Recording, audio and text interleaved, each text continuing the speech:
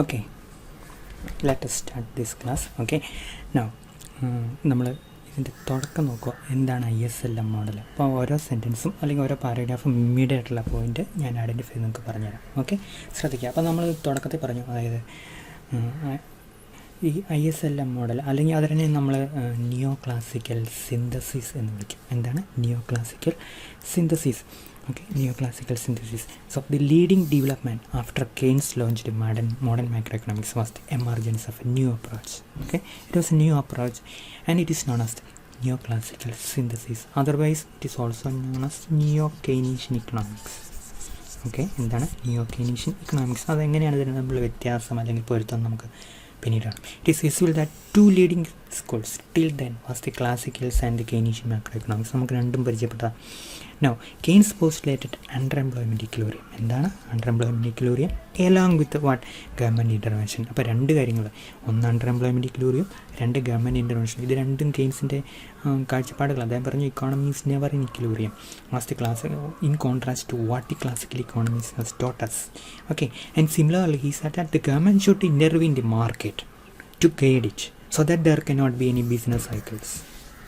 ഇതെല്ലാം കെയ്നീഷ്യൻ കോൺസെപ്റ്റ്സുകളായിരുന്നു. ഇനി regarding to support market etcetera we came to and classical on the other hand they advocate laissez faire policy and they assumed what full employment situation. So these two are in opposition to what Keynes said later. അപ്പോൾ Keynes പിന്നീട് പറഞ്ഞതിന് നേരെ ഓപ്പോസിറ്റാണ് ഏത് ക്ലാസിക്കൽസിൻ്റെ. Okay, so the new classical synthesis when we are coming to see it as a different branch or a different approach compared to the Keynesian and the classical, which were the two leading philosophies in the previous time. Okay, the neo classical synthesis, otherwise known as the neo-Keynesian theory, combined the main features of the Keynesian macroeconomics and the classical macroeconomics. It brought the ISLM methodology. When we are describing the ISLM model, it brought a methodology, a method of presenting macroeconomics by combining the ideas of Keynes and classical economics. Okay, while integrating the main areas of Keynesian macroeconomics with the classical concept. The post-war macroeconomics, ruled by the neoclassical synthesis approach, as it gave was ruled by the neoclassical synthesis approach as it guided macroeconomic policy formulation. അപ്പോൾ പിന്നീട് നമ്മൾ കാണുന്ന micro economic policy formulation എല്ലാം എന്തിൻ്റെ ബേസിലാണ്? നമുക്ക് ഈ post വാർ 1950s ശേഷം 1940s ശേഷം എന്തായിരുന്നു ഈ ISLM മോഡലിൻ്റെ ബേസിലാണെന്നോ the neoclassical synthesis try to integrate the Keynesian and classical predictions in the short run and long run. This is also very important. നമ്മൾ കെയ്നീഷ്യൻ തിയറിയെ കുറിച്ച് പറയുമ്പോഴത്തേക്കും കെയ്ൻസ് പറഞ്ഞു in the long run we are all dead or his economics is what? Short run economics. നമ്മൾ കെയ്ൻസിൻ്റെ consumption function പഠിച്ചു. എന്തായാലും ശരിയല്ലേ? C = A + BY. അതെന്തിനാണ്? ഷോർട്ട് റണ്ണാണ്, ശരിയല്ലേ? ലോങ് റൺ ആണെങ്കിൽ കൺസംഷൻ ഫംഗ്ഷൻ ഇങ്ങനെ ചെയ്യുന്നതാണ് അല്ലേ? C = BY ആയിരുന്നു. ഇതല്ല, ഇത് ക്ലാസിക്കൽസിൻ്റെയാണ്, ഇത് കെയ്ൻസിൻ്റെയാണ്. അപ്പം കെയ്ൻസിൻ്റെ ഷോർട്ട് റൺ പ്രഡിക്ഷനും ക്ലാസിക്കൽസിൻ്റെ ലോങ് റൺ പ്രഡിക്ഷനും രണ്ടും ബേസിക്കലി സെയിം ആണെന്ന് ഇവർ ഡെമോൺസ്ട്രേറ്റ് ചെയ്യാൻ നോക്കി. ആര്? ഈ neoclassical approach. Neoclassical synthesis, correct? Neoclassical synthesis. Okay, given that the classical economics was a long run framework and the Keynes and the Keynesian economics was based on short run analysis, integration of the two is desirable improvement. അപ്പം Keynes short റണ്ണിൽ പറഞ്ഞത് കുഴപ്പമില്ല, okay. Classicals long റണ്ണിൽ പറഞ്ഞതും കുഴപ്പമില്ല. ഇത് രണ്ടും കൂടെ integrate ചെയ്താൽ എങ്ങനെയിരിക്കും, എന്ത് ഔട്ട്പുട്ട് നമുക്ക് കിട്ടും എന്നുള്ളതായിരുന്നു ഈ നിയോ ക്ലാസിക്കൽ അപ്രോച്ച് സ്വീകരിച്ച് ISLM ഡെവലപ്പ് ചെയ്യുമ്പം അവർ കണ്ടെത്താൻ ശ്രമിച്ച ഒരു വസ്തുത. അപ്പോൾ ഇത് രണ്ടും കൂടെ ഇൻ്റഗ്രേറ്റ് ചെയ്ത് എങ്ങനെയിരിക്കും എന്ന്. Okay, so the market may undergo short run disturbance. This was the Keynesian idea. Short റണ്ണിൽ എന്തെല്ലാം പ്രശ്നമുണ്ട്? ബൂം വരാം, ശരിയല്ലേ? റിസഷൻ വരാം, ഡിപ്രഷൻ വരാം. കെയ്നീഷ്യൻ ഇക്കണോമിക്സ് ഡിപ്രഷൻ ഇക്കണോമിക്സ് ആയിരുന്നു.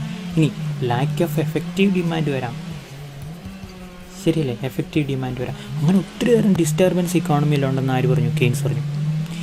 അപ്പോൾ ഈ ഷോർട്ട് റണ്ണിലെ ഡിസ്റ്റർബൻസ് ISLM മോഡലിൽ അവർ അഡോപ്റ്റ് ചെയ്യാൻ നോക്കി. Okay, വേറാസ് in the long run free market brings efficiency. അപ്പം ലോങ് റണ്ണിൽ പക്ഷേ എന്താണ്? ഫ്രീ മാർക്കറ്റാണ് നല്ലത്. ഫ്രീ മാർക്കറ്റ് ഇക്കോണമിയിൽ എന്തുകൊണ്ടും എഫിഷ്യൻസി ഉണ്ട്. ഷോർട്ട് റണ്ണിൽ ഡിസ്റ്റർബൻസ് ഉണ്ടായിരിക്കാം, ആ ഡിസ്റ്റൻസ് എല്ലാം ഓവർകം ചെയ്ത് ക്ലാസിക്കൽ തിയറി വരുന്ന ഫ്രീ മാർക്കറ്റ് എഫിഷ്യൻസി ലോങ് റണ്ണിൽ കിട്ടുമോ എന്ന് ഇവർ നോക്കുക. ഏത് ISLM ആൾക്കാർ ISLM സിന്തസിസിലൂടെ അല്ലെങ്കിൽ നിയോ classical synthesis In this angle, the neoclassical synthesis prescribed that government intervention can be made in the short run. അപ്പം കെയ്ൻസ് പറഞ്ഞ പോലെ തന്നെയാണ് ഇവരും പറയുന്നത്. ഷോർട്ട് റണ്ണിൽ എന്തുണ്ടാകാം? Government intervention by stimulating demand during a recession etcetera. Okay, ഒരു example പറഞ്ഞു കേട്ടോ. ഷോർട്ട് റണ്ണിൽ നമ്മൾ ഡിമാൻഡ് കുറവാണെങ്കിൽ നമ്മൾ ഡിമാൻഡ് സ്റ്റിമുലേറ്റ് ചെയ്യണം. The neo Keynesians using the neo classical approach adapted several of the disruptions like lack of effective demand, liquidity trap, ശരിയല്ലേ? ഇനി നമ്മൾ വേജ് റിജിഡിറ്റി, എല്ലാം കെയ്ൻസ് പറഞ്ഞ കാര്യങ്ങളാണ് അല്ലേ, ഓർക്കുന്നുണ്ടോ? വേജ് റിജിഡിറ്റി, ഈ ഡിസ്റപ്ഷൻസ് ഒക്കെ ഇവർ സ്വീകരിച്ചു. ഓക്കെ, അത് കറക്റ്റ് ചെയ്യാൻ ഗവൺമെൻറ് വേണം. ലോങ് റണ്ണിൽ പക്ഷേ ഈ ഡിസ്റപ്ഷൻസ് ഒക്കെ ഓവർകം ചെയ്ത് ഇക്കോണമി എഫിഷ്യൻസിലേക്ക് പോകും. ആര് പറയുന്ന പോലെ? ക്ലാസിക്കൽസ് പറയുന്ന പോലെ. അപ്പോൾ ഇതാണ് സിന്തസിസ് എന്ന് പറഞ്ഞ വാക്കിൻ്റെ ഒരു സൈഡ്. നമ്മളെന്താ എന്നെ പറയുന്നത്? സിന്തസിസ് എന്ന് പറഞ്ഞാൽ രണ്ട് വ്യത്യസ്ത സംഭവങ്ങൾ ഒരുമിച്ച് കൊണ്ടുപോകാനുള്ള ഒരു ശ്രമം. അതുകൊണ്ടാണ് ഇതിനെ സിന്തസിസ് എന്ന് വിളിക്കുന്നത്. രണ്ട് വ്യത്യസ്ത ഏതൊക്കെയാണ്? ഒന്ന് ക്ലാസിക്കൽസ്, രണ്ട് കെയ്ൻഷ്യൻ. ബ്ലാക്കും വൈറ്റും പോലെ വ്യത്യാസമായിരുന്ന രണ്ട് സ്ട്രീം ഓഫ് ഇക്കണോമിക് തോട്ടിനെ ഒരുമിച്ച് കൊണ്ടുപോകാം. ഒരെണ്ണം ഷോർട്ട് റണ്ണ്, ഒരെണ്ണം ലോങ് റണ്ണ്, ഒരെണ്ണം ലേസ് എഫെയർ, ഒരെണ്ണം ഫിസിക്കൽ പോളിസി അല്ലെങ്കിൽ ഗവൺമെൻറ് ഇൻ്റർവെൻഷൻ. അപ്പോൾ ഈ രണ്ടും ശരിയാണെന്ന് ഇവർ കണ്ടെത്താൻ നോക്കാം. Okay, so that was possible under the Keynesian system disruption. Okay, the rigid money wages, interest elastic demand, okay, income inelastic demand, ഇതൊക്കെ എന്നാന്ന് നിങ്ങളിങ്ങനെ ഒരല്പം കൺഫ്യൂസ്ഡ് ആവും. നമ്മൾ പിന്നീട് കാണാം കേട്ടോ. ഇതെല്ലാം കെയ്ൻസ് പറഞ്ഞ ഡിസ്റപ്ഷൻസ് ആയിരുന്നു. This is why the attempt is known as a synthesis of neo classical and Keynesian. Okay, അപ്പോൾ നിയോ ക്ലാസിക്കൽ എന്ന് പറഞ്ഞാൽ ക്ലാസിക്കൽ എന്നുള്ളതാണ് ശരിക്കും പറയുകയാണെങ്കിൽ ക്ലാസിക്കൽ, നിയോ ക്ലാസിക്കൽ എന്ന് പറഞ്ഞാലും തെറ്റില്ല. Okay, now we are coming to see who are the promoters of this synthesis. ആരാണ് ഇതിൻ്റെ ഡയറക്ഷൻ, പ്രൊഡക്ഷൻ അല്ലെങ്കിൽ കാസ്റ്റിംഗ് അല്ലെങ്കിൽ പ്രധാനപ്പെട്ട ദി ഇക്കോണമിസ്റ്റ് ഇതിൻ്റെ പുറകിൽ ആരായിരുന്നു? As mentioned the neo Keynesians who are fascinated by teachings of Keynes try to integrate the Keynesian macroeconomics.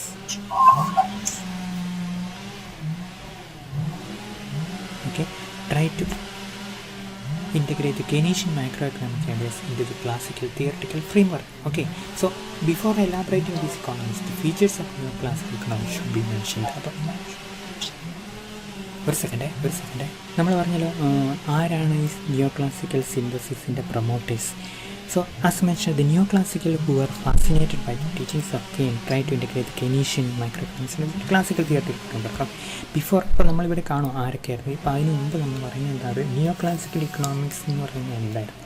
നമ്മളിതിന് പേര് പറഞ്ഞു, കുറേ കൺഫ്യൂസ്ഡ് ആയിരുന്നു നിങ്ങൾ. നിയോ കെയ്നീഷ്യൻസ് നമ്മൾ പേര് പറഞ്ഞു, അതുപോലെ തന്നെ നിയോ ക്ലാസിക്കൽ എന്ന് പറഞ്ഞു. അപ്പോൾ നിയോ ക്ലാസിക്കൽ ഇക്കോണമിസ്റ്റുകളല്ല ഇതിൻ്റെ പുറകിൽ, മറിച്ച് നിയോ കെയ്നീഷ്യൻ ഇക്കോണമിസ്റ്റുകൾ നിയോ ക്ലാസിക്കൽ അപ്രോച്ചിനെ അഡോപ്റ്റ് ചെയ്യണം ഇത്. അപ്പോൾ അങ്ങനെയുള്ള ഒരു കാര്യം നമ്മുടെ മനസ്സിലാക്കിയിട്ടുണ്ടായിരിക്കണം. അപ്പോൾ അങ്ങനെയാണെങ്കിൽ നിയോ ക്ലാസിക്കൽ ഇക്കണോമിക്സ് എന്ന് പറഞ്ഞാൽ എന്താണ്?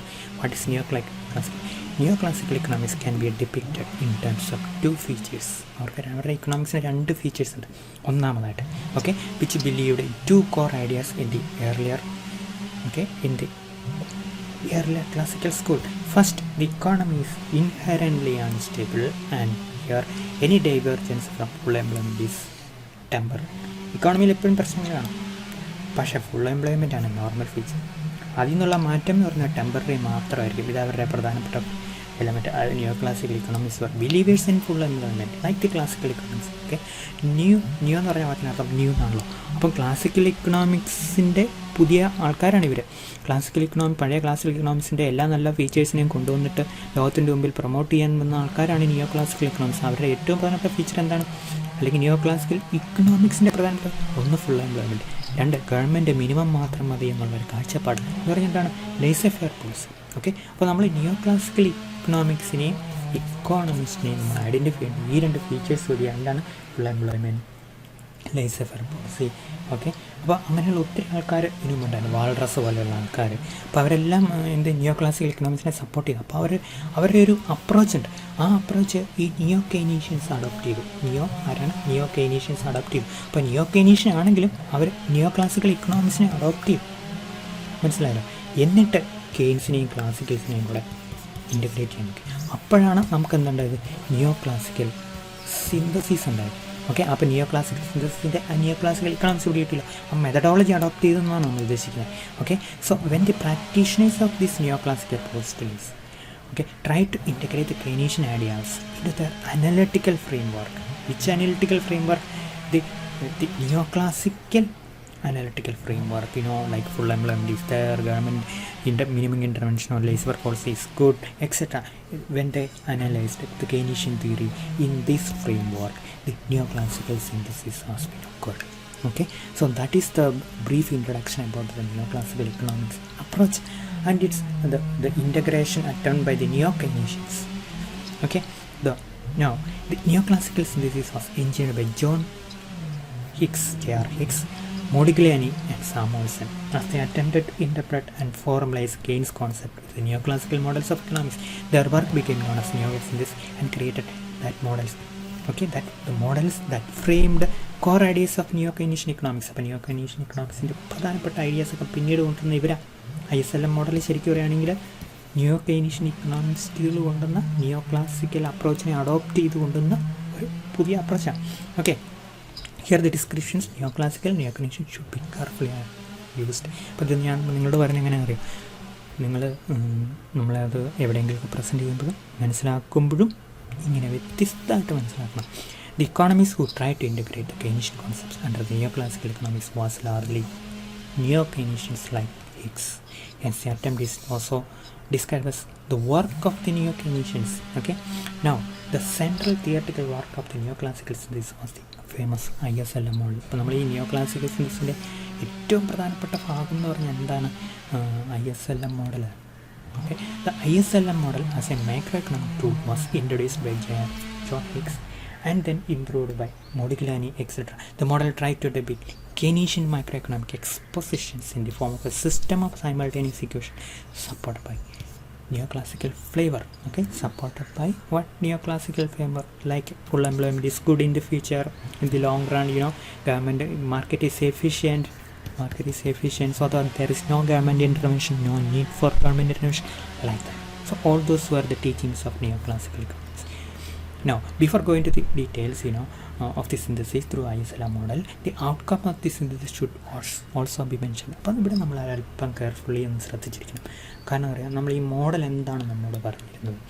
Here, one of the interesting results of the ISLM model is that it has often brought the Keynesian conclusion has not often brought the Keynesian conclusion of underemployment equilibrium. അപ്പോൾ ഇവർ പറഞ്ഞിട്ടുള്ളൂ, അതായത് ഇവർ ശരിക്കും പറയുകയാണെങ്കിൽ ഈ നിയോക്ലാസിക്കൽ ഫ്രെയിംവർക്ക് വെച്ച് ഈ ഹിക്സ് പോലെ ആൾക്കാർ ISLM മോഡൽ ഉണ്ടാക്കിയിട്ടുണ്ടല്ലോ. കെയ്ൻസ് പറഞ്ഞ അണ്ടർഎംപ്ലോയ്മെൻറ്റ് ഇക്വിലിബ്രിയം ഫൈനലി കിട്ടിയില്ല. പലപ്പോഴും കിട്ടിയില്ല. എപ്പോഴായിരിക്കും കിട്ടാത്തത്? ലോങ് റണ്ണിലായിരിക്കും, അല്ലേ? ലോങ് റണ്ണിൽ ആരുടെ തിയറിയാണ്? ആരുടെ തിയറി ആയിരിക്കും സർവേ? ക്ലാസിക്കൽ തിയറിയാണല്ലോ ലോങ് റണ്ണ്. ലോങ് റണ്ണിൽ അവർക്ക് എന്തുണ്ട്? Full employment. അപ്പോൾ ഷോർട്ട് റണ്ണിൽ പക്ഷേ എന്ത് കാണും? കെയ്നീഷ്യൻ അണ്ടർ എംപ്ലോയ്മെൻറ്റ് എന്ത് കാണും? അപ്പോൾ ശരിക്കും ചില കാര്യത്തിൽ കെയ്നീഷ്യൻ തിയറിൻ്റെ ഫൈനൽ കൺക്ലൂഷനായിട്ട് കിട്ടിയില്ല. ക്ലാസിക്കൽ തിയറി അവർക്ക് കിട്ടിയത്. ഇനി ചില കാര്യത്തിൽ അവർക്ക് എന്ത് കിട്ടി? കെയ്നീഷ്യൻ തിയറി കറക്റ്റായിട്ട് കിട്ടി. അണ്ടർ എംപ്ലോയ്മെൻറ്റ് അതെപ്പോഴായിരിക്കും? ഷോർട്ട് റൺ ആയിരിക്കും. അപ്പോൾ ഈ സിന്തസിസ് ഇങ്ങനെയാണ് അതിൻ്റെ ഒരു ഔട്ട്കം, അല്ലെങ്കിൽ ഒരു ഫൈനൽ ആയിട്ടുള്ള ഇമ്പാക്റ്റ് ഇവർ കൊണ്ടുവന്നത് ഇങ്ങനെയാണ്. അതായത് കെയ്നീഷ്യൻ തിയറി ചില കാര്യത്തിൽ ശരിയാണ്, ചില കാര്യത്തിൽ തെറ്റാണ്. ക്ലാസിക്കൽ തിയറി ചില കാര്യത്തിൽ ശരിയാണ്, ചില കാര്യത്തിൽ തെറ്റാണ്. ഓക്കെ, ഇനി നമ്മൾ അതിൻ്റെ തുടക്കം നോക്കുക. എന്താണ് ഈ കെയ്നീഷ്യൻ മോഡലിനെ അല്ലെങ്കിൽ കെയ്ൻസിൻ്റെ കോൺസെപ്റ്റിനെ ഗുഡ്സ് ആൻഡ് മണി മാർക്കറ്റിൽ ഇവർ ഒന്ന് റീഫൈൻ ചെയ്ത് നോക്കി. കെയ്ൻസിൻ്റെ ഗുഡ്സ് ആൻഡ് മണി മാർക്കറ്റ് ഉണ്ടല്ലോ, ശരിയല്ലേ? ISLM കെയ്ൻസിൻ്റെ ഗുഡ്സ് മാർക്കറ്റ് ഉണ്ട്, മണി മാർക്കറ്റ് ഉണ്ട്. അതിനെ ഇവർ റീഫൈൻ ചെയ്യാൻ നോക്കി നിയോക്ലാസിക്കൽ ടൂൾസ് വെച്ച്. അന്നേരം എന്ത് ഔട്ട്കമാണ് കിട്ടിയത്? അന്നേരം ഔട്ട്കമല്ല. അപ്പോൾ അതിൻ്റെ ഒരു പ്രത്യേകത നമ്മൾ നോക്കണം. അപ്പോൾ കെയ്ൻസിൻ്റെ ചില പോരായ്മകൾ ഇവരെ മാറ്റിവെക്കുക, അല്ലെങ്കിൽ പോരായ്മ ഇവർ കറക്റ്റ് ചെയ്യാൻ നോക്കുക. കാരണം കെയ്ൻസിൻ്റെ ഇക്കണോമിക്സ് ചില പോരായ്മകളുണ്ടെന്ന് ആര് പറഞ്ഞു? നിയോക്ലാസിക്കൽസ് പറഞ്ഞു. നിയോക്ലാസിക്കൽസിൻ്റെ പിന്നീട് വരുന്ന ഇക്കോണമിസ്റ്റുകൾ പറഞ്ഞിട്ടുണ്ട്. അപ്പോൾ പോരായ്മകളെ ഇവർ കറക്റ്റ് ചെയ്യാൻ നോക്കുക. ആരൊക്കെ? ഹിക്സും അലനും ഒക്കെ ഇവിടെ കറക്റ്റ് ചെയ്യാൻ നോക്കുക. Under the Keynesian analysis, national income is determined at the level where aggregate demand is equal to aggregate supply, അല്ലേ? Aggregate demand is equal to aggregate supply. നമ്മൾ കണ്ട ആ model. Okay, so under the simple Keynesian model, the level of national income is determined by goods market equilibrium. അപ്പോൾ നമ്മൾ പറയുകയാണെങ്കിൽ നമ്മൾ national income determine ചെയ്യുന്ന എവിടെയായിരിക്കും? ഗുഡ്സ് മാർക്കറ്റിലായിരിക്കും. At the same time for Keynes investment determine rate of interest. Investment is a function of what? Rate of interest. നമ്മൾ കണ്ട along with the marginal efficiency of capital investment is a function of R as well as MEC. നമ്മൾ ഒരു പ്രാവശ്യം കണ്ട ക്ലാസ്സിൽ R rate of interest, MEC is the marginal efficiency of capital. Okay, എന്താണ് marginal efficiency of capital, and this depends on lot of other factors which we are not going in detail right now. Okay, അപ്പോൾ നമ്മൾ കണ്ടു കെയ്ൻസിനെ സംബന്ധിച്ചോളം കെയ്ൻസിൻ്റെ national income തീരുമാനിക്കപ്പെടുന്ന goods മാർക്കറ്റിലാണ്. Interest റേറ്റും ഇൻവെസ്റ്റ്മെൻറ്റും അങ്ങനെയുള്ള interest rate ഒക്കെ തീരുമാനിക്കുന്നത് മണി മാർക്കറ്റിൽ. അത് നമ്മൾ കണ്ട കെയ്ൻസിൻ്റെ മണി മാർക്കറ്റിൽ ഇതാണ് എന്ത് ലിക്വിഡിറ്റി പ്രിഫറൻസ് കർവ്, ഇതാണ് മണി സപ്ലൈ കർവ്. ഇതെല്ലാം കൂടെ കൂടി എന്ത് തീരുമാനിക്കും? ഇത് രണ്ടും കൂടി ഇൻട്രസ്റ്റ് റേറ്റ് തീരുമാനിക്കും. ഇവിടെ ആയിരിക്കും demand for money and supply of money. Okay, so this is the Keynesian concept about the rate of interest, where rate of interest is a purely monetary phenomenon. Okay, purely monetary phenomenon determined by the money market, where there is equilibrium between demand for money and supply of money. So similarly, under Keynes model, changes in the rate of interest either due to changes in money supply, okay, either due to what the money supply ആണ്, money supply കൂടി rate of interest കുറഞ്ഞു എന്നൊക്കെ നമുക്ക് വിചാരിക്കാം. money supply or demand for money, ഇതാണ് demand for money കൂടുകയോ ഒക്കെ ചെയ്യാം. ഓക്കെ, demand for money ഇങ്ങോട്ട് കൂടി, ഓക്കെ ഇങ്ങോട്ട് കൂടി, then money will affect the determination of national income and output in the goods by bringing changes in the level of consumption. Okay, ഒന്നുകൂടെ പറയാം. Under Keynes model, changes in the rate of interest either due to changes in money supply or change in demand for money will affect determination of national income by bringing changes in the level of interest. നമ്മൾ പറഞ്ഞല്ലോ, അതായത് നമ്മൾ പറഞ്ഞ ഇതാണ് ശരിക്കും demand for money curve, ഇതാണ് supply of money. Supply of money കൂട്ടുക, എന്ത് സംഭവിക്കും? റേറ്റ് ഓഫ് ഇൻട്രസ്റ്റ് എന്ത് ചെയ്തു? കുറഞ്ഞു. R2ൽ നിന്ന് R1ലേക്ക് കുറഞ്ഞു, ശരിയല്ലേ? റേറ്റ് ഓഫ് ഇൻട്രസ്റ്റ് കുറഞ്ഞു. ഇത് മണി സപ്ലൈ കൂട്ടിയതാ കേട്ടോ. ഫോർ എക്സാമ്പിൾ ഇത് മണി സപ്ലൈ 2, ഇത് മണി സപ്ലൈ 1. അപ്പോൾ ഈ ഒരു കാര്യം നമുക്ക് ഇവിടുന്ന് കിട്ടി. ഇത് എവിടെയാണ് നടക്കുന്നത്? ഇത് മണി മാർക്കറ്റിലാണ്. ഇനി ഇതിൻ്റെ ഫലം ഗുഡ്സ് മാർക്കറ്റ് വരും. കാരണം എന്നറിയാം, when the rate of interest is decreased investment will be increased, ശരിയല്ലേ? അപ്പോൾ ഇൻവെസ്റ്റ്മെൻറ്റ് ഇൻക്രീസ് ചെയ്താലോ എന്ത്? പ്രൊഡക്ഷൻ കൂടും, ശരിയല്ലേ? പ്രൊഡക്ഷൻ കൂടും, എന്ത് കൂടും? ഔട്ട്പുട്ട് കൂടും, എംപ്ലോയ്മെൻറ്റ് കൂടും. ഇതെല്ലാം നമ്മൾ നേരത്തെ പഠിച്ച സംഭവങ്ങൾ തന്നെ. So this is the way in which reduction in rate of interest bring changes in what? Investment and thus changes in what? Income. So അതിവിടെ കറക്റ്റാണ്, ശരിയല്ലേ? നമ്മളിവിടെ പറഞ്ഞതാണ്. ഇങ്ങനെ റേറ്റ് ഓഫ് ഇൻട്രസ്റ്റിൽ മാറ്റം വന്നു കഴിഞ്ഞാൽ ഇൻവെസ്റ്റ്മെൻറ്റ് കൂടി, റേറ്റ് ഓഫ് ഇൻട്രസ്റ്റ് കുറഞ്ഞ് ഇൻവെസ്റ്റ്മെൻറ്റ് കൂടി, ഇൻകം കൂടും എന്ന് നമ്മൾ പഠിച്ചു. So this is the way in which changes in the money market equilibrium influence determination national output in the goods market. മനസ്സിലായാലോ? അപ്പോൾ ഇൻവെസ്റ്റ്മെൻറ്റിലൂടെ ഇൻട്രസ്റ്റ് റേറ്റ് ഇൻകത്തെ സ്വാധീനിക്കുന്നു പറയും. But at the same time, there is one major criticism against Keynes theory. Economists point out that notable problem in the Keynesian model. So far, it is all very good. It is that on the one side, Keynes recognized that changes in the rate of interest in the money market affect investment and therefore level of income in the goods market, as we explained here. Okay, but Keynes has not cared about changes in goods market. That is investment and income influence money market equilibrium and rate of interest situations. Okay, അതെങ്ങനെയാണെന്ന് അറിയാം? ഞാൻ പറഞ്ഞുതരാം. എന്താണെന്നറിയാം? അതായത് നമുക്ക് പറഞ്ഞു investment കൂടി, income കൂടി, അപ്പോൾ എന്ത് കൂടും? ട്രാൻസാക്ഷൻ ഡിമാൻഡ് കൂടും, ശരിയല്ലേ? ഡിമാൻഡ് കൂടുമ്പോൾ ഡിമാൻഡ് ഫോർ മണി കൂടുമ്പോൾ എന്ത് സംഭവിക്കും? റേറ്റ് ഓഫ് ഇൻട്രസ്റ്റ് കൂടും.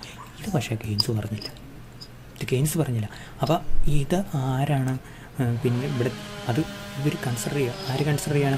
നിയോ ക്ലാസിക്കൽ സിന്തസിസിൽ ഇത് കൺസിഡർ ചെയ്യുക. കെയ്ൻസ് പറയാതെ പോയൊരു കാര്യം ഇവർ കൺസിഡർ ചെയ്യും. Under neo classical synthesis Hicks and others analyse the Keynesian theory and observe that changes in the income caused by changes in investment. Okay, investment കൂടി, income കൂടി in the goods market also influence determination of interest in the economy. Okay, അപ്പോൾ ആ investment കൂടി കഴിഞ്ഞാൽ transaction demand കൂടും, അന്നേരം മണി മാർക്കറ്റിൽ പോയിട്ട് ഡിമാൻഡ് ഫോർ മണി കൂടും, ശരിയല്ലേ? അന്നേരം എന്ത് ചെയ്യും? റേറ്റ് ഓഫ് ഇൻട്രസ്റ്റ് കൂടും. അപ്പോൾ ഗുഡ്സ് മാർക്കറ്റിലെ സംഭവം മണി മാർക്കറ്റിലെ ഇൻഫ്ലുവൻസ് ചെയ്യും. കെയ്ൻസ് പറഞ്ഞാൽ എന്താ? മണി മാർക്കറ്റിലെ സംഭവം ഗുഡ്സ് മാർക്കറ്റിലെ ഇൻഫ്ലുവൻസ് ചെയ്യുന്ന മാത്രം സൈഡ് പറഞ്ഞത് എന്താണെന്ന് നിർത്തി ഈ ഒരു കാര്യം പറഞ്ഞില്ല. ഇത് ഇവർ കൂടുതൽ എക്സ്പ്ലെയിൻ ചെയ്തു. അപ്പോൾ അതാണ് ഇവരുടെ ഒരു റിഫൈൻമെൻറ്റ്. കെയ്ൻസിൻ്റെ ഗുരു ശിഷ്യന്മാരായിട്ട് വന്നിട്ട് കെയ്നീഷ്യൻ തിയറിയെ ഒന്നുകൂടെ ഒന്ന് എലാബറേറ്റ് ചെയ്യുക ഈ ഒരു സൈഡിൽ കൂടെ. ഈ സൈഡ് കെയ്ൻസ് ഓൾറെഡി പറഞ്ഞു. Higgs, Hansen, Lerner and Johnson have put forward a complete and integrated model based on the Keynesian framework. In the model, they show that variables such as investment, national income, etc. അപ്പോൾ നമ്മളൊന്ന് പറഞ്ഞ കാര്യങ്ങൾ. So here they presented Keynesian economics under ISLM framework. അപ്പോൾ ഈ സിന്തസിസിൽ ഇവരെന്ത് ചെയ്തു? ഇവർ ഡിമാൻഡ് ഫോർ മണിയും സപ്ലൈ ഓഫ് മണിയും കൂടെ ഇവർ ഇൻ്റഗ്രേറ്റ് ചെയ്തു ഇതിനോട് നാഷണൽ ഇൻകത്തോടെ. അപ്പം demand for money and supply of മണിക്ക് എന്തുകൊണ്ടുവന്നു, എല്ലാം കൊണ്ടുവന്നു. അതുപോലെ തന്നെ ഗുഡ്സ് മാർക്കറ്റിലെ ഇൻകത്തെയും ഇൻവെസ്റ്റ്മെൻറ്റിനെയും കാണിക്കാൻ വേണ്ടി അവരുണ്ടെന്നു IS കൊണ്ടുവന്നു. അങ്ങനെ അവർ ISLM ഫ്രെയിം വർക്കിലൂടെ അവർ കെയ്നീഷ്യൻ ഇക്കണോമിക്സ് പ്രസൻറ്റ് ചെയ്തു. An important feature of the ISLM model is that the level of national income and the rate of interest are jointly determined simultaneously in the two interdependent goods and money markets. Okay, sorry, പ്രധാനപ്പെട്ട ഒരു feature ആട്ടോ, ഒരു കാരണവശാലും മറക്കരുത്. Through out ISLM മോഡലിൻ്റെ തുടക്കം തൊട്ട് അവസാനം വരെ നിങ്ങൾ ഓർത്തിരിക്കേണ്ട ഒരു കാര്യം എന്താണെന്ന് പറയും. So in the money market, in the goods market rather, okay, maybe in the money market also, the IS car shows different combinations of rate of interest and what income, R2 Y2, R1 Y1, R0 Y0. So all these points on the IS car shows different combinations. So as far as there are millions of points in this straight line, there can be millions of combinations of interest rate and income, which brings equality in the goods market in the form of the IS car. അപ്പോൾ നമ്മൾ ശ്രദ്ധിക്കേണ്ടതെന്നറിയാം, in both the market every equilibrium is brought by a unique combinations of rate of interest and income, rate of interest and income, rate of interest and income. So ആ sentence ഭയങ്കര പ്രധാനപ്പെട്ട. നമ്മളിപ്പോൾ ഏത് diagram വരച്ചാലും ഒരു സൈഡിൽ rate of ഇൻട്രസ്റ്റും വേറെ സൈഡിൽ income കാണും. ഏത് IS കാർ വരയ്ക്കുകയാണെങ്കിലും എല്ലാം കാർ വരയ്ക്കുകയാണെങ്കിലും റേറ്റ് ഓഫ് ഇൻട്രസ്റ്റ് ആയിരിക്കും, ഇവിടെ ഇൻകം ആയിരിക്കും. So both money market and the goods market shows different combinations of interest rate and income, which brings equilibrium in the goods market and money market. അതുകൊണ്ട് ഈ sentence ഭയങ്കര പ്രധാനപ്പെട്ട. അപ്പോൾ നമ്മളെപ്പോഴും ഒരിടത്ത് ഇൻട്രസ്റ്റ് റേറ്റും വേറെ വയ്യു ആയിരിക്കും കേട്ടോ. സബ് കോമ്പണൻസിൽ അങ്ങനെയല്ലായിരിക്കും. പക്ഷേ ഫൈനൽ ISലും LMലും നമ്മൾ ഒരു സൈഡിൽ ആറും ഒരു സൈഡിൽ വയ്യു ആയിരിക്കും. So what is the this LM car shows various combinations of interest rate and income, which brings equality in the money market. Okay, in the money market through liquidity preference and supply of money. Okay, അപ്പോൾ ഒന്നുകൂടെ ഞാൻ വായിക്കാം. നമ്മൾ ശ്രദ്ധിക്കേണ്ട an important feature of the ISLM model is that the level of national income and the rate of interest. Okay, delete all this. delete ചെയ്യാൻ ഒരിക്കൽ ഞാൻ ശ്രമിച്ചു നോക്കാം. ഒന്നല്ല, ഡിലീറ്റ് ആയി ആയില്ലെങ്കിൽ കുഴപ്പമില്ല, എടുത്തിട്ട് റീഡ് മോഡിലാണ്. അപ്പോൾ ഞാൻ പറഞ്ഞു നിങ്ങൾക്ക് വേണ്ടിയിട്ട് ഓർമ്മയ്ക്ക് വേണ്ടി ഒരു കാരണവശാലും മറക്കരുത്. ഇത് പരീക്ഷയ്ക്ക് പ്രസൻറ്റ് ചെയ്യുമ്പോൾ മാത്രമല്ല, നമ്മൾ ലേൺ ചെയ്യലേ കാര്യങ്ങൾ, ഈ തിയറി നമ്മൾ ലേൺ ചെയ്യുമ്പോൾ നമ്മൾ വളരെ പ്രധാനമായിട്ട് ഓർത്തിരിക്കേണ്ട ഒരു കാര്യം, an important feature of the ISLM model is that the level of national income, why, what is why, this why, if it is an IS car, okay, national income and rate of interest is jointly determined by simultaneous equilibrium in the two goods and interdependent goods and money market. This is the goods market, this is the money market. മനസ്സിലല്ല, അവിടെ എന്ത് കാണും, equilibrium കാണും. Sorry, different combinations R and Y കാണും. ഏറ്റവും അവസാനം നമ്മൾ ഫൈനലിലേക്ക് ചെല്ലുമ്പോൾ ഇതെല്ലാം ഇത് IS ആണെങ്കിൽ നമുക്കറിയാം ഇവിടെ equilibrium rate of interest equilibrium ഇൻകത്തിലേക്കാണ് നമ്മൾ പോകുന്നത്. ഏറ്റവും അവസാനം ഈ കഥയുടെ അവസാനം അതാണ് നടക്കാൻ പോകുന്നത് നമുക്കറിയാം. അപ്പോൾ അതിലേക്ക് പോകുമ്പോൾ നമ്മൾ ശ്രദ്ധിക്കേണ്ട കാര്യം അവർ എല്ലായിടത്തും ഇക്വിലിബ്രിയം റേറ്റ് ഓഫ് ഇൻട്രസ്റ്റും ഇക്വിലിബ്രിയം ഇൻകവും കാണും. whenever there is what we can say a straight line, an IS car as well as there is an LM car. Okay, now the ISLM model since 1946 became the standard macroeconomic tool explain the effectiveness and predictions of monetary physical policies. നമ്മൾ എന്തിനാണ് പഠിക്കുന്നത്, അല്ലെങ്കിൽ എന്താണ് ഇവർക്ക് ഇത്ര പ്രാധാന്യം? കാരണം അറിയാം, ഒരു സ്റ്റാൻഡേർഡ് മൈക്രോ എക്കണോമിക് ടൂൾ നമ്മൾ C+I+G നമ്മൾ പഠിച്ചു, അല്ലെങ്കിൽ പഠിച്ചുകൊണ്ടേ ഇരിക്കുമോ അല്ലേ, ആരുടെയാണ്, കെയ്ൻസിൻ്റെ. അപ്പോൾ ഇവിടെ നമ്മളുണ്ടല്ലോ, ഇവിടെ നമ്മൾ ആ C+I+G ഒരു 20 വർഷത്തോളം ലോകത്തിലെ പ്രോമനൻ്റ് എക്കണോമിക് മോഡലാണ്. ഇക്കോണമിയിൽ ഹൗസ് ഹോൾഡ് ഉണ്ട്, ഇക്കോണമിയിൽ ബിസിനസ്സുകാരുണ്ട്, ഇക്കോണമിയിൽ ഗവൺമെൻറ് ഉണ്ട്, ഇക്കോണമിയിൽ അതേഴ്സും ഉണ്ട്, റെസ്റ്റ് ഓഫ് വേൾഡ് ഉണ്ട്. അങ്ങനെയാണ് ഇക്കോണമി എന്നൊക്കെ പറയുന്നത് നമ്മൾ പഠിച്ചു. അത് പഠിക്കുമ്പോൾ നമ്മൾ ഇതാ ഉപയോഗിച്ചു. പിന്നെ അല്ലാതെ കെയ്നീഷ്യൻ എന്താണ് ക്രോസ് ഒക്കെ നമ്മൾ വെച്ച് പല കാര്യങ്ങളൊക്കെ പഠിച്ചു, കൺസംഷൻ ഫങ്ഷൻസ് അങ്ങനെയല്ല. this is the income curve, this is the consumption, C then C+I ഇതൊക്കെ നമ്മൾ പഠിച്ചാൽ അത് ഒരു കുറേ കാലത്തേക്കും ഇപ്പോഴും അത് ഭയങ്കര പ്രധാനപ്പെട്ട, പക്ഷേ ഇച്ചിരി അഡ്വാൻസ്ഡ് ആയിട്ട് വന്നതാണ് ഏത് ISLM മോഡൽ. അപ്പോൾ പിന്നീടുള്ള മാക്രോ എക്കണോമിക് ലിറ്ററേച്ചറിൽ ഡോമിനൻ്റ് ആയിരുന്നു ഈ ISLM മോഡലാണ്. Now we are coming to see what is the ISLM model. What is the ISLM model? The investment savings and liquidity preference money supply പറയല്ല is the ISLM model. This is a macroeconomic framework that analyzes the equilibrium goods and money market through the various forces operating in those markets. Which are the various forces? Investment is a force, savings is a force, demand for money is a force, demand for money is for liquidity preference. Similarly, money supply is also a force. Okay, so there are other forces as well. Government expenditure is a force, tax is a force. Similarly, again, autonomous investment is another force. So there can be different factors which can change the goods market as well as the money market. Okay, it gives general equilibrium or simultaneous equilibrium both in the goods and money market. This is the general equilibrium. Okay, as mentioned, the analysis brings several of the existing Keynesian concepts that are working like the investment demand function. Investment is inversely related with the rate of interest. That is what the investment demand function is. Saving supply function. This is the saving supply function, which says that savings changes positively with the rate of interest of saving is a function of what? Why? നമ്മൾ പഠിച്ചതല്ലേ saving കൂടും. എപ്പോൾ? Income കൂടുമ്പോൾ. അപ്പം saving is a function of what? ഡിലിറ്റിയാണ്. അപ്പം നമ്മളിനി അടുത്ത ഏരിയയിലേക്ക് പോവാം. It gives a general equilibrium നമ്മൾ പറഞ്ഞു, ശരിയല്ലേ?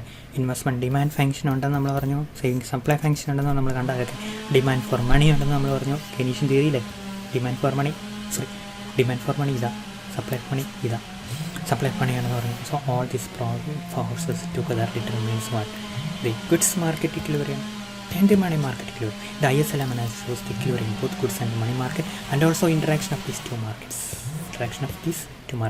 The equilibrium in both the markets will be consistent with the money market clearing level of income and interest rate. നമ്മൾ പറഞ്ഞ എത്രമാത്രം പ്രധാനപ്പെട്ട നമ്മൾ പറഞ്ഞു LM income and interest rate, IS income and interest rate. Okay, together there is income and interest market clearing. In this interest rate and in this level of income, the economy is in equilibrium or general equilibrium according to Hicks and Hansen. The equilibrium needs the introduction of the following important components in the market. The first one is demand function, investment demand function. Second is saving supply function. Third is liquidity preference function. Okay, ഒന്നാമത്തേതാണ് investment demand function. Okay, second is saving supply function. Third is liquidity preference function and quantity of money. നിങ്ങളുടെ ഓർമ്മയ്ക്ക് വേണ്ടി ഞാൻ ഒന്നുകൂടെ reproduce ചെയ്യും. This is the investment demand function. I told you that investment is inversely related with the rate of interest. അല്ലേ? High rate of interest, low investment, low rate of interest, high investment. Okay, saving supply function. Saving is depending upon what? Level of income. Okay, lower the income, lower the savings. Higher the income, higher the savings. So saving is a function of what? Y. Then Y means income, Then liquidity preference function. This is the liquidity preference curve, Liquidity preference curve changes inversely. Liquidity preference, or what we can say, the demand for money changes inversely with the what? Rate of interest. Demand for money changes. Liquidity preference curve what? Demand for money ഭയങ്കര കുറവായിരിക്കും, rate of interest ഭയങ്കര കൂടുമ്പോൾ demand for മണി ഭയങ്കര കൂടുതലായിരിക്കും. ഇത്രയും demand for മണി എൻ്റെ rate of interest ഭയങ്കര കുറവായിരിക്കും. പിടികിട്ടിയല്ലോ. ഇനി ഇതിൻ്റെ കൂടെ നമുക്ക് എന്താണ് കെയ്ൻസ് പറയുന്ന ഒരു കോൺസെപ്റ്റ് ഉണ്ട്. This is called the money supply. It is exogenously ഉണ്ട് ഗിവൺ.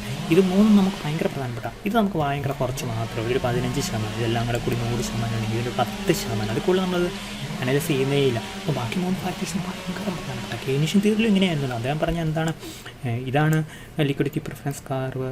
ഇവിടെ മണി സപ്ലൈ ഈസ് എക്സോജനസ്ലി ഗിവൺ എന്ന് അദ്ദേഹം പറഞ്ഞു. ഒരു കാര്യം പോലും പറഞ്ഞിട്ടില്ല. നമ്മൾ പഠിച്ച കെയ്ൻസിൻ്റെ ഡിമാൻഡ് ഫോർ മണി തിയറി നമ്മൾ പഠിച്ച liquidity preference curve. Okay, now so these are the 4 components of this ISLM framework as per the model. Okay, ഞാൻ ഡിലീറ്റ് ചെയ്യാൻ നോക്കട്ടെ.